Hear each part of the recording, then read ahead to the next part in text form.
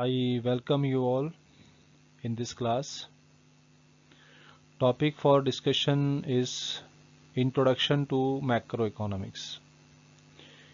इस क्लास में हम लोग मैक्रो इकोनॉमिक्स की इंट्रोडक्शन पढ़ेंगे कि इसका क्या मीनिंग है। उसके बाद हम इसमें पढ़ेंगे difference between micro and macroeconomics. Then we will discuss about the scope and significance of macro economics. So let us discuss about macroeconomics. सबसे पहले इसका मीनिंग समझते हैं। तो मैक्रो इकोनॉमिक्स का जो वर्ड मैक्रो है, ये ग्रीक भाषा के शब्द मैक्रोस से बना है। मैक्रोस, जिसका मतलब होता है लार्ज। तो मैक्रो इकोनॉमिक्स का मतलब होता है economics which study the economic issues or problems at the level of economy. और macroeconomics means economy as a whole, कि पूरे देश की अर्थव्यवस्था के बारे में जो इकोनॉमिक्स हमें जानकारी देती है उसको हम कहते हैं मैक्रो इकोनॉमिक्स। तो मैक्रो इकोनॉमिक्स में जो इकोनॉमिक प्रॉब्लम्स होती हैं या इकोनॉमिक इश्यूज होते हैं वो पूरी इकोनॉमी के लेवल के होते हैं। मतलब these are the problems at the level of economy. जैसे हम अगर नेशनल इनकम की बात कर रहे हैं तो national income is concern with the income of the entire nation. इसी तरह से अगर हम लेवल ऑफ आउटपुट की बात करते हैं इकोनॉमी में तो वो भी कंसर्न है with the macroeconomics. Other concepts are like total money supply in the country, this is also concern with the macroeconomics. Then aggregate demand, aggregate supply, पूरे देश भर में कितना एग्रीगेट डिमांड है, कितना एग्रीगेट सप्लाई है, this is again the subject matter of macro economics. इसी तरह से इकोनॉमी में टोटल जो कंजम्पशन एक्सपेंडिचर है या इन्वेस्टमेंट एक्सपेंडिचर है उससे जो रिलेटेड प्रॉब्लम्स हैं वो भी मैक्रो इकोनॉमिक्स का ही हिस्सा है। इस तरह से हम कह सकते हैं कि मैक्रो इकोनॉमिक्स इकोनॉमिक्स की वो ब्रांच है जो इकोनॉमिक इश्यूज को या प्रॉब्लम्स को इकोनॉमी के लेवल पर डिस्कस करती है या स्टडी करती है। So this is the meaning of macro economics. So let us discuss about the difference between micro and macroeconomics. सबसे पहले जो हम डिफरेंस करेंगे, it is based on the basis of study. कि माइक्रो इकोनॉमिक्स में जो हम स्टडी करते हैं उसके बेस पर हम ये पहला डिफरेंस ले रहे हैं, basis of study. Microeconomics और मैक्रो इकोनॉमिक्स दोनों में ही हम problem of scarcity and choice के बारे में पढ़ते हैं। We discuss the problem of scarcity and choice both in microeconomics and macroeconomics as well, but इनका जो लेवल है वो डिफरेंट होता है।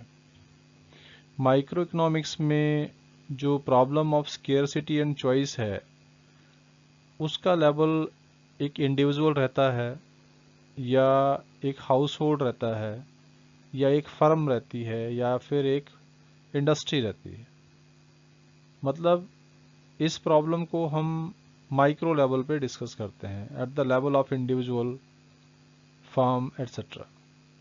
But the same problem, that is the problem of scarcity and choice, macro economics में इसका जो level of study होता है वो पूरी इकोनॉमी होती है। It is being discussed at the level of economy. पूरी इकोनॉमी में जो रिसोर्सेज हैं उसकी स्केयरसिटी और चॉइसेस की जो प्रॉब्लम होती है, this is concern matter of macro economics. Next point is economic variables. तो इकोनॉमिक वेरिएबल्स, बहुत सारे वेरिएबल्स हैं माइक्रो इकोनॉमिक्स में भी और मैक्रो इकोनॉमिक्स में भी। तो माइक्रो इकोनॉमिक्स में हम लोग जिन वेरिएबल्स को यूज़ करते हैं उनको हम माइक्रो इकोनॉमिक वेरिएबल्स कहते हैं, जैसे सिंगल कंज्यूमर्स डिमांड या फिर सिंगल प्रोड्यूसर सप्लाई। ये क्या है? माइक्रो इकोनॉमिक वेरिएबल्स हैं। जबकि मैक्रो इकोनॉमिक्स में हम मैक्रो इकोनॉमिक वेरिएबल्स को यूज़ करते हैं, जैसे कि एग्रीगेट डिमांड। एग्रीगेट डिमांड क्या होती है कि पूरे इकोनॉमी की जो डिमांड है for goods and services. And we also discuss the aggregate supply. Aggregate supply क्या होता है? It refer to the supply of goods and services in the economy. पूरी इकोनॉमी के लेवल पर जो सप्लाई है या डिमांड है उसको हम कहते हैं एग्रीगेट डिमांड या एग्रीगेट सप्लाई। तो माइक्रो इकोनॉमिक्स में जो वेरिएबल्स को हम स्टडी करते हैं वो भी माइक्रो वेरिएबल्स होते हैं, जैसे सिंगल कंज्यूमर डिमांड या single producer supply. On the other hand macro economics में जिन वेरिएबल्स को हम डिस्कस करते हैं वो मैक्रो इकोनॉमिक वेरिएबल्स होते हैं, जैसे कि aggregate demand and aggregate supply. Next base of the difference between the two is economic agent. तो इकोनॉमिक एजेंट जो हैं इकोनॉमिक्स में वो दो तरह के होते हैं। एक तो जो एजेंट होते हैं वो इंडिविजुअल्स होते हैं और दूसरी इंस्टीट्यूशंस होती हैं। इकोनॉमिक एजेंट कौन होता है?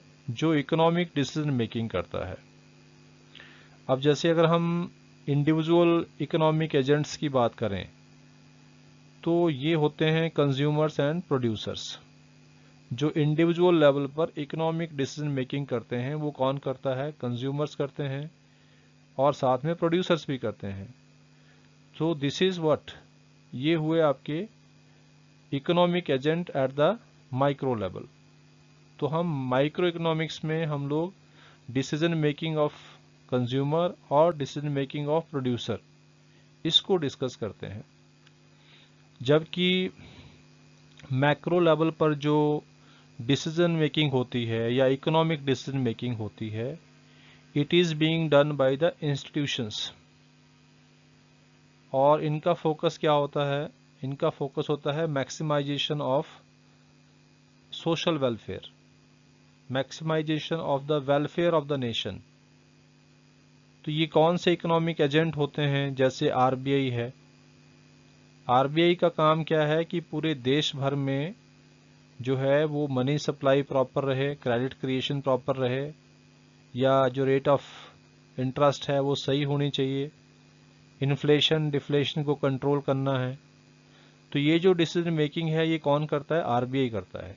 और इसलिए हम क्या कहते हैं, आरबीआई कौन सा इकोनॉमिक एजेंट है? इंस्टीट्यूशनल इकोनॉमिक एजेंट है, इंस्टीट्यूशनल एजेंट है।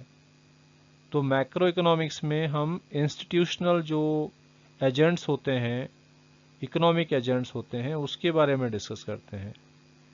इसी तरह से मैक्रो इकोनॉमिक्स में सेबी जो है वो भी एक तरह का मैक्रो इकोनॉमिक एजेंट है, जिसको हम कहते हैं securities and exchange board of India, या ट्राई है जिसका फुल फॉर्म है telecom regulatory authority of India. ये जो इंस्टीट्यूशंस हैं they focus on the maximisation of social welfare. जबकि माइक्रो लेवल पर जो इकोनॉमिक डिसीजन मेकिंग होती है उसका फोकस क्या होता है? उसका फोकस होता है कि जो मैक्सिमाइजेशन ऑफ पर्सनल गेन्स वो होना चाहिए। So this is the difference on the basis of economic agents, कि माइक्रो इकोनॉमिक्स में हम इंडिविजुअल इकोनॉमिक एजेंट्स के बारे में पढ़ते हैं, जैसे कि कंज्यूमर्स, प्रोड्यूसर्स एट्सेट्रा। जबकि मैक्रो इकोनॉमिक्स में हम मैक्रो लेवल के जो इकोनॉमिक एजेंट्स हैं, जैसे कि इंस्टीट्यूशनल जो इकोनॉमिक एजेंट्स हैं जिसमें आरबीआई है, सेबी है, ट्राई है, तो ये जो है इनके बारे में हम लोग यहाँ पे डिस्कस करते हैं। Next point is degree of aggregation. तो माइक्रो इकोनॉमिक्स में जो डिग्री ऑफ एग्रीगेशन है as compare to macroeconomics, वो काफ़ी लिमिटेड है। एग्रीगेशन आप समझते हैं sum total of something, this is called aggregation.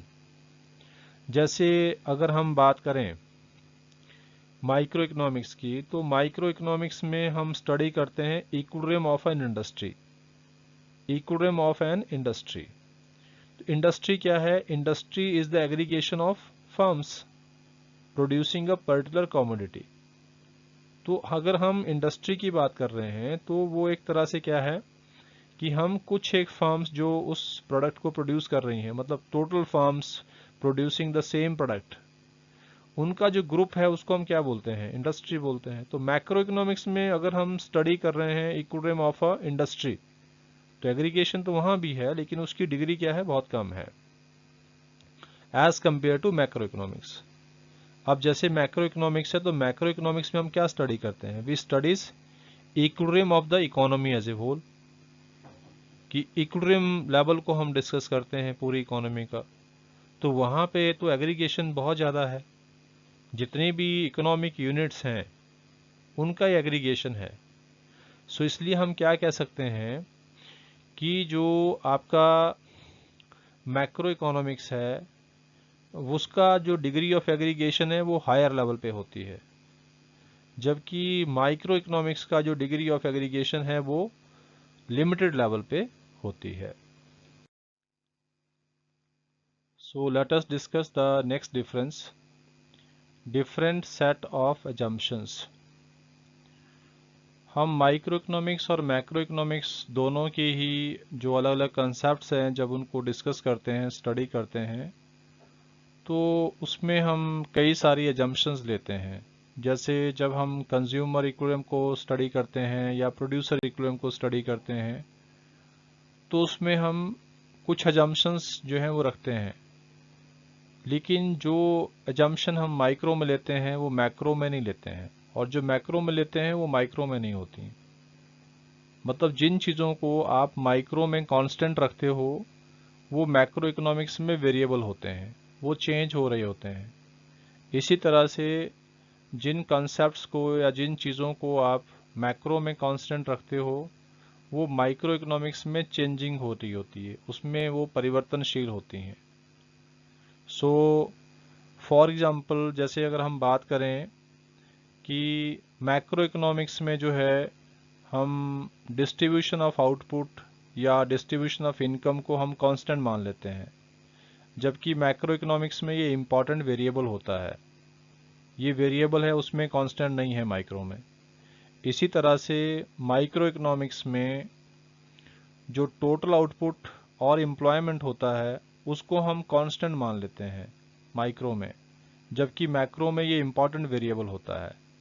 इसलिए हम कह सकते हैं कि इनकी दोनों ही सब्जेक्ट्स की, मतलब माइक्रो और मैक्रो इकोनॉमिक्स की जो अजम्पशंस हैं वो अलग अलग हैं, उसके बेस पर भी हम इसका डिफरेंस करते हैं। Next point is central issues. तो सेंट्रल इश्यूज क्या रहते हैं? जैसे माइक्रो इकोनॉमिक्स का सेंट्रल इशू होता है एलोकेशन ऑफ रिसोर्सेज, कि रिसोर्सेज को किस तरीके से प्रॉपरली एलोकेट किया जाए, उनका बंटवारा सही तरीके से कैसे किया जाए। जबकि मैक्रो इकोनॉमिक्स का जो सेंट्रल इशू होता है वो होता है determination of overall level of output and employment. तो ये इसका कंसर्न अलग रहता है। मतलब मैक्रो इकोनॉमिक्स का मेन इशू होता है कि इकोनॉमी के अंदर इक्विलिब्रियम हो और फुल एम्प्लॉयमेंट लेवल इक्विलिब्रियम हो, मतलब कि जो इकोनॉमी में बैलेंस है वो बना रहे एग्रीगेट डिमांड और एग्रीगेट सप्लाई के बीच में। तो उसका एक तरह से जो सेंट्रल इशू है वो ये रहता है मैक्रो में, जबकि माइक्रो में होता है allocation of resources. Next point of difference is method of study, कि हम कौन से मेथड से कौन से सब्जेक्ट को स्टडी करते हैं। जो माइक्रो इकोनॉमिक्स है उसमें हम जनरली पार्शियल इक्विलिब्रियम के बारे में पढ़ते हैं। पार्शियल इक्विलिब्रियम का मतलब है कि जैसे किसी भी इकोनॉमी की कोई एक मार्केट इक्विलिब्रियम में है, दूसरी मार्केट इक्विलिब्रियम में नहीं है। जैसे माइक्रो इकोनॉमिक्स में हमें पढ़ते हैं कि अगर आपका कमोडिटी मार्केट में इक्विलिब्रियम है तो उस समय जो है वो आपका लेबर मार्केट या कैपिटल मार्केट जो है उसमें कोई भी चेंज नहीं हो रहा है, मतलब हम ऐसा मान लेते हैं। तो इसमें हम एक तरह से कह सकते हैं कि जो पार्शियल इक्विलिब्रियम है it refer to the equilibrium in the one market.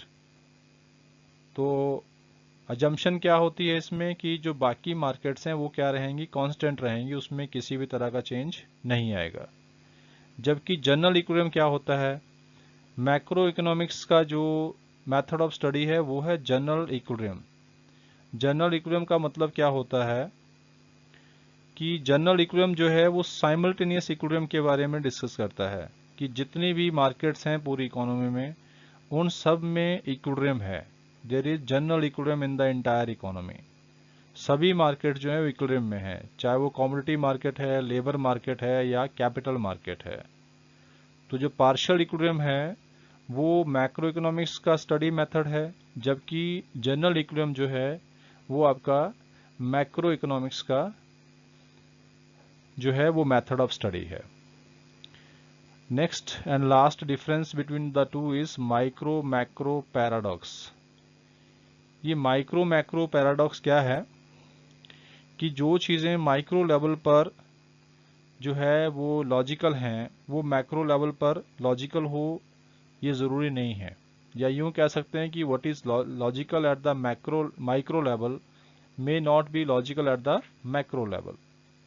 जैसे एग्जाम्पल के लिए हम ये एक छोटा सा एग्जाम्पल यहाँ पर ले सकते हैं that if an individual saves more he aids to his future prosperity. कि अगर कोई इंडिविजुअल जो है सेविंग्स करता है, ज़्यादा सेविंग्स करता है, तो वो अपनी फ्यूचर प्रॉस्पेरिटी को बढ़ा रहा है। मतलब कि सेविंग करना माइक्रो लेवल पर एक अच्छी आदत है, लेकिन मैक्रो लेवल पर अगर सभी सेविंग करना शुरू कर देंगे, अगर पूरी इकोनॉमी में सेविंग का लेवल बढ़ेगा तो उससे इकोनॉमी में जो एग्रीगेट डिमांड है वो कम हो जाएगी और उससे जो एम्प्लॉयमेंट लेवल है वो भी गिरेगा, लोगों की जो इनकम है वो गिरेगी, परचेजिंग पावर गिरेगी और उससे जो इकोनॉमी है उसमें नुकसान हो जाएगा, इकोनॉमी में स्लो डाउन हो जाएगा, रिसेशन हो जाएगी इकोनॉमी में। तो इसलिए हम कह सकते हैं कि जो चीज़ माइक्रो लेवल पर लॉजिकल है, जैसे सेविंग जो है माइक्रो लेवल पर लॉजिकल है लेकिन मैक्रो लेवल पर ये लॉजिकल नहीं है। तो ये थे आपके difference between micro and macro economics, जिसमें हमने जो डिफरेंस पढ़ा एक था आपका बेसिस ऑफ स्टडी क्या है, फिर हमने इकोनॉमिक वेरिएबल्स के बेसिस पे इसको स्टडी किया, इकोनॉमिक एजेंट्स को बेस माना डिफरेंस के लिए, डिग्री ऑफ एग्रीगेशन, उसके बाद different set of assumptions, after that central issues, then method of study and last point था हमारा micro macro paradox. So that's all about the difference between the micro and macro economics. So let us discuss about the scope of macroeconomics. First point is estimation of national income and related aggregates. तो macro economics का जो subject matter है उसमें हम लोग national income के बारे में पढ़ते हैं और उससे जुड़े हुए जो एग्रीगेट्स हैं जैसे ग्रॉस डोमेस्टिक प्रोडक्ट है फैक्टर कॉस्ट पे या मार्केट प्राइस पे, वैसे ही नेट डोमेस्टिक प्रोडक्ट है आइदर ऑन फैक्टर कॉस्ट और the market price. There are many others, NNP at FC है, एनएनपी एट एमपी है। इस तरह के जितने भी कॉन्सेप्ट्स हैं उनके बारे में हम यहाँ डिस्कस करते हैं और साथ में ये भी डिस्कस करते हैं कि नेशनल इनकम को हम किस तरह से कैलकुलेट करते हैं, उसके मेथड्स कौन कौन से हैं और जो एक never ending process of economic activities होता है इकोनॉमिक्स में या इकोनॉमी में, उसके बारे में हम लोग डिस्कस करते हैं। जीडीपी जो है उसके कई सारे रूप हैं, मनी जीडीपी, रियल जीडीपी, उसके बारे में भी डिस्कस करते हैं, या ग्रीन जीएनपी है। तो इन सब चीज़ों के बारे में हम डिस्कस करते हैं मैक्रो इकोनॉमिक्स में। इसके अलावा दूसरा पॉइंट इसमें है थ्योरी ऑफ मनी। तो जैसे क्रिएशन ऑफ मनी या creation of credit by the commercial bank जो है वो किस तरह से किया जाता है, और इसी तरह से इसके साथ जैसे जो सेंट्रल बैंक है उसके क्या फंक्शंस हैं, उसका क्या रोल है इकोनॉमी में, किस तरह से सेंट्रल बैंक जो है वो मनी सप्लाई को रेगुलेट करता है इकोनॉमी में, उसके बारे में भी हम डिटेल में पढ़ते हैं थ्योरी ऑफ मनी में। और इसमें बहुत सारी थ्योरीज और हैं जो आप हायर क्लासेस में पढ़ेंगे, बट अल्टीमेटली अभी इसमें हम इतना ही पढ़ेंगे कि थ्योरी ऑफ मनी भी हम डिस्कस करते हैं मैक्रो इकोनॉमिक्स में। उसके बाद आपका नेक्स्ट पॉइंट है थ्योरी ऑफ एम्प्लॉयमेंट। तो हम मैक्रो इकोनॉमिक्स में थ्योरी ऑफ एम्प्लॉयमेंट भी पढ़ते हैं। जनरली जैसे केंजियन थ्योरी ऑफ एम्प्लॉयमेंट है या क्लासिकल थ्योरी ऑफ एम्प्लॉयमेंट है, तो उसके बारे में हम लोग मैक्रो इकोनॉमिक्स में डिटेल में डिस्कस करते हैं।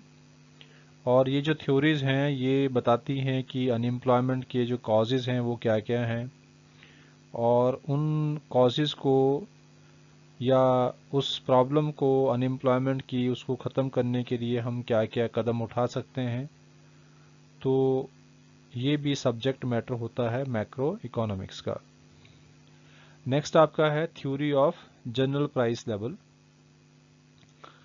या थ्योरी ऑफ इनकम डिटर्मिनेशन भी इसको कह सकते हैं, कि इकोनॉमी में जो equilibrium level of output decide होता है फुल एम्प्लॉयमेंट लेवल पे या अंडर फुल एम्प्लॉयमेंट लेवल पे या ओवर फुल एम्प्लॉयमेंट लेवल पे, उसके बारे में हम यहाँ डिस्कस करते हैं।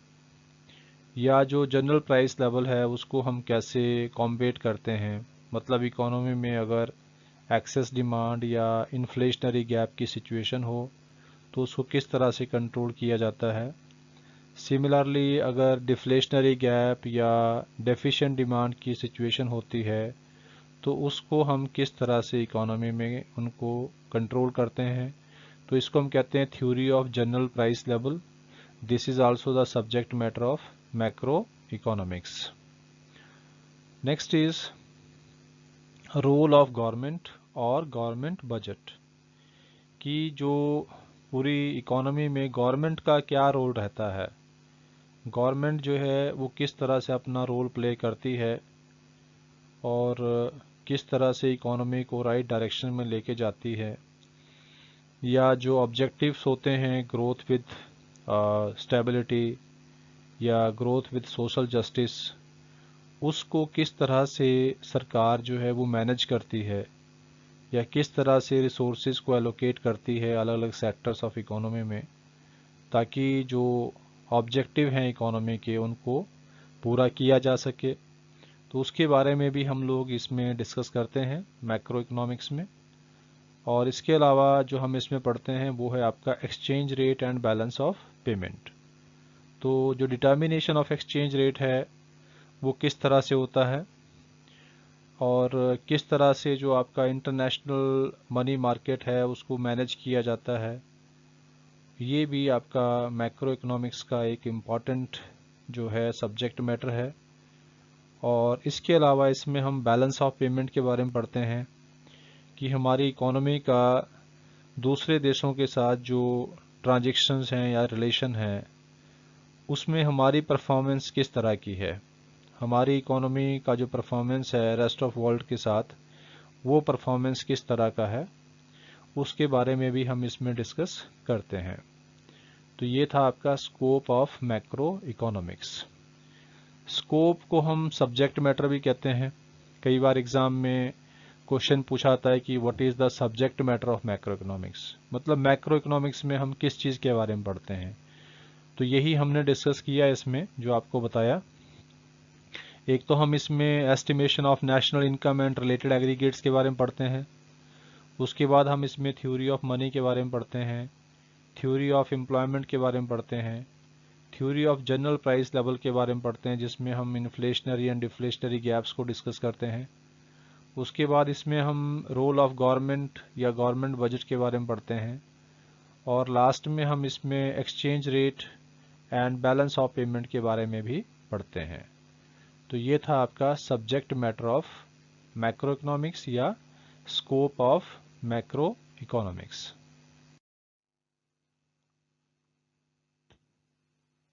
So let us discuss about the significance of macroeconomics. Macroeconomics का महत्व क्या है, वाई इट इज़ इम्पॉर्टेंट, उसके बारे में हम डिस्कस करने जा रहे हैं। इसके कई सारे इम्पॉर्टेंसेस हैं, सिग्निफिकेंस है। First point is description of the economy. Macro economics से हमें पूरी इकोनॉमी का एक डीप डिस्क्रिप्शन जो है हमें प्राप्त होता है। जैसे with the help of macro economics हम नेशनल इनकम का जो एस्टिमेशन करते हैं, तो वो जानकारी हमें मिलती है कि इकोनॉमी में जो nature and level of economic activity है वो किस तरह का है, उसके बारे में एक डीप जो डिस्क्रिप्शन है वो हमें मिलता है। इसी तरह से जैसे प्रॉब्लम ऑफ अनएम्प्लॉयमेंट है, तो वो किस लेवल की प्रॉब्लम है, किस तरह उसको हम करेक्ट कर सकते हैं, उसके बारे में जानकारी मिलती है। और अगर हम गवर्नमेंट बजट की बात करें तो ये रिवील करता है कि इकोनॉमी को गवर्नमेंट किस तरह रेगुलेट करेगी, या जो ऑब्जेक्टिव्स ऑफ गवर्नमेंट बजट है उनको गवर्नमेंट कैसे पूरा करेगी। तो इस तरह की जानकारी जो है हमें मैक्रो इकोनॉमिक्स से मिलती है। दूसरा पॉइंट है road map of growth and development. तो देश की ग्रोथ एंड डेवलपमेंट किस तरह से होगी, किस तरह के प्रोग्राम्स बनने चाहिए, किस तरह की पॉलिसीज़ बननी चाहिए, तो उसका एक रोड मैप जो है वो मैक्रो इकोनॉमिक स्टडी से मिलता है। तो ग्रोथ एंड डेवलपमेंट के लिए जो है वो एक जानकारी, एक रोड मैप हमें मिलता है with the help of macro economics. Next point है इकोनॉमिक स्टेबिलिटी। इकोनॉमिक स्टेबिलिटी एक गवर्नमेंट बजट का ऑब्जेक्टिव भी होता है, और हर देश के अंदर इकोनॉमिक स्टेबिलिटी एक मेन ऑब्जेक्टिव रहता है मेंटेन करने के लिए। तो हम इकोनॉमिक स्टेबिलिटी को किस तरह से मेंटेन कर सकते हैं वो भी हमें सजेशन मिलता है मैक्रो इकोनॉमिक्स से। जैसे कि हम हमारे देश में भी जो मैक्रो इकोनॉमिक पॉलिसीज़ बनती हैं, जैसे आपकी फिस्कल पॉलिसी है या मॉनेटरी पॉलिसी है, उन पॉलिसीज़ की सहायता से इन्फ्लेशनरी और डिफ्लेशनरी गैप्स की जो कंडीशंस होती हैं उनको किस तरह से कॉम्बेट किया जाता है सिचुएशंस को, तो उसके बारे में हमें एक जानकारी प्राप्त होती है। ये भी इसका एक महत्वपूर्ण पॉइंट है। नेक्स्ट पॉइंट है कि बैलेंस ऑफ पेमेंट का स्टेटस हमें पता चलता है with the help of macro economics. जब हम बैलेंस ऑफ पेमेंट के बारे में पढ़ते हैं मैक्रो इकोनॉमिक्स में, तो ये हमारी जो परफॉर्मेंस है इंटरनेशनल लेवल पे ट्रेड के मामले में वो किस तरह की है, उसके बारे में हमें जानकारी प्राप्त होती है कि हमारा जो बैलेंस ऑफ पेमेंट है वो पॉजिटिव है या नेगेटिव है, या उसकी हमारी इकोनॉमी पर किस तरह के प्रभाव पड़ने वाले हैं, अच्छे इम्पैक्ट पड़ने वाले हैं या बुरे इम्पैक्ट पड़ने वाले हैं, उसके बारे में हमें एक जानकारी यहाँ से प्राप्त होती है। इसके अलावा इसमें हम जो प्रॉब्लम ऑफ पॉवर्टी है या इन्वायरमेंटल पोल्यूशन है, इसके बारे में भी हमें एक डीप नॉलेज मिलती है मैक्रो इकोनॉमिक स्टडी से, और इन प्रॉब्लम्स को हम किस तरह से सॉल्व कर सकते हैं उसके बारे में भी एक जानकारी प्राप्त होती है। लास्ट पॉइंट आपका है पॉलिसी फार्मूलेशन। तो जो भी इकोनॉमिक पॉलिसीज़ को फार्मूलेट करने के लिए इनपुट चाहिए हैं या जानकारी चाहिए, तो ये जो मैक्रो इकोनॉमिक वेरिएबल्स हैं, जैसे कि एग्रीगेट डिमांड है या एग्रीगेट सप्लाई है या टोटल कंजम्पशन है, टोटल इन्वेस्टमेंट एक्सपेंडिचर है इकोनॉमी में, या जो आउटपुट है across the different sectors of economy, इस तरह की जो जानकारी है उसकी पहले मदद ली जाती है ताकि सही इकोनॉमिक पॉलिसीज़ जो है वो फार्मूलेट की जा सकें। तो ये था महत्व किस चीज़ का, मैक्रो इकोनॉमिक्स का। Why it is important, we have discussed about it. So dear students, if you find this content meaningful and helpful to you, then please share this video to other students also, those who can be benefited from this. Thank you.